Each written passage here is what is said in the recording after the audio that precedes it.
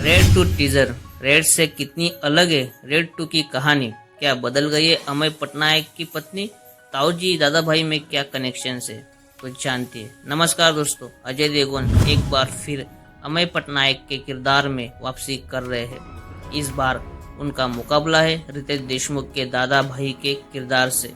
Teaser के सामने आते ही कई सवाल भी जहन में आते हैं। जानते हैं रेड टू के टीजर में क्या कुछ है खास और ये रेड से कितनी अलग है। अजय देवगन की बहुप्रतीक्षित फिल्म रेड टू का टीजर जारी हो गया है। एक बार फिर अजय देवगन फॉर्मल कपड़ों में income tax officer Amay Patnaik के किरदार में नजर आ रहे हैं। इस बार उनके निशाने पर है बाहुबली नेता दादा भाई, जिसे निभाया है रितेश देशमुख ने। टीजर से साफ है कि रेड 2 में अजय देवगन दादा भाई के घर पर रेड डालेंगे। संभव है कि एक बार फिर पावर बनाम ईमानदार ऑफिसर के बीच जंग देखने को मिलेगी।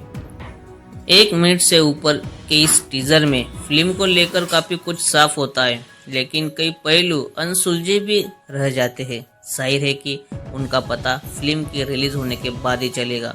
टीजर को देखने के बाद अब आइए जरा इस बात का विश्लेषण करते हैं कि अजय देवगन की रेड 2 2018 में आई रेड से कितनी अलग है और कितनी मिलती जुलती है। साथ ही इस बार फिल्म में हमें क्या कुछ नया देखने को मिल सकता है, तो आइए जानते हैं। सच्ची घटना पर यह कहानी का काल्पनिक है। सबसे बड़ी जिज्ञासा यही जानने की कि रेड 2 की कहानी सच्ची घटना पर आधारित है या फिर काल्पनिक घटनाएं है, क्योंकि रेड की कहानी छापेमारी की एक सच्ची घटना पर आधारित थी।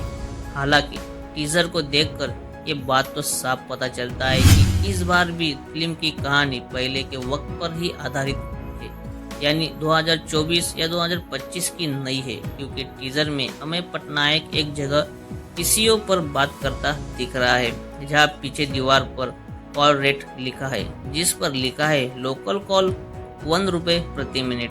अब आज के वक्त में तो पीसीओ मिलना ही मुश्किल है, और जहां नेटवर्क कंपनियां इतने महंगे कॉल रेट चला रही है, वह 1 रुपए प्रति मिनट का रेट भी कहानी को पीछे दिखाता है। इसके अलावा जिस तरह के फोन सेट का इस्तेमाल हुआ है, वो भी कुछ ऐसा ही इशारा करता है।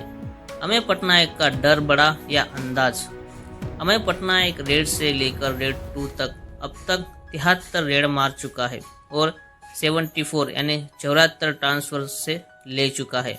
इस दौरान से इनकम टैक्स ऑफिसर अब तक 4200 करोड़ रुपए सीज कर चुका है। टीजर में इन आंकड़ों को दिखाने से साफ है कि अमय पटनायक का किरदार अब बड़ा हो चुका है, लेकिन उनका अंदाज अब तक नहीं बदला है। वह उसी तरह का साधारण और ईमानदार ऑफिसर है, जो सिर्फ अपने काम से काम रखता है। हालांकि ये देखना होगा कि क्या इतने ट्रांसफर के बाद अमर पटनायक का पद बढ़ा या वो अभी तक वही है। इस बार भी नजर आएंगे ताऊ जी। फिल्म के टीजर में दिखता है कि रेड फिल्म का विलेन यानी सौरव शुक्ला का किरदार रामेश्वर सिंह सिर्फ ताऊ जी अब जेल में पहुंच चुका है। हालांकि उसके अंदर अमय पटनायक का भय अभी भी है, और इसलिए वो अभी तक उससे बदला लेने की भी फिराक में लगता है।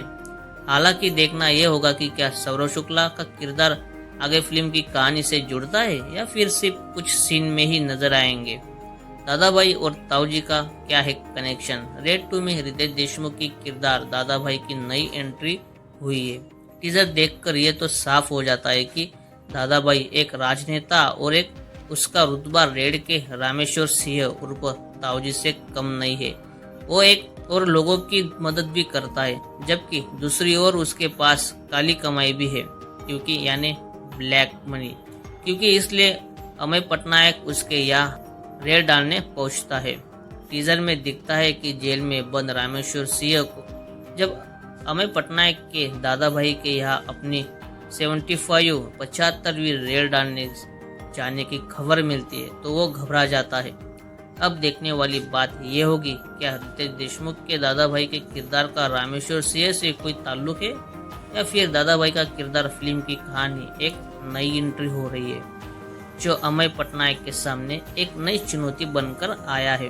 क्या बदल गई अमय पटनायक की पत्नी? रेड से रेड 2 में जो सबसे बड़ा परिवर्तन हुआ है, वो है फिल्म की लीड एक्ट्रेस का। रेड में अभिनेत्री इलायना डी क्रूज ने अमय पटनायक की पत्नी मालिनी पटनायक का किरदार निभाया था, लेकिन रेड 2 में इलिना डी क्रूज की जगह वानी कपूर प्रमुख अभिनेत्री के किरदार में नजर आ रही है। हालांकि फिल्म के टीजर में उनकी सिर्फ एक हल्की सी झलक देखने को मिल रही है। दोस्तों, अगर आपको मेरी वीडियो पसंद आई होगी ना, तो प्लीज यार मेरी वीडियो को शेयर करो और मुझे सपोर्ट करो। Thank you.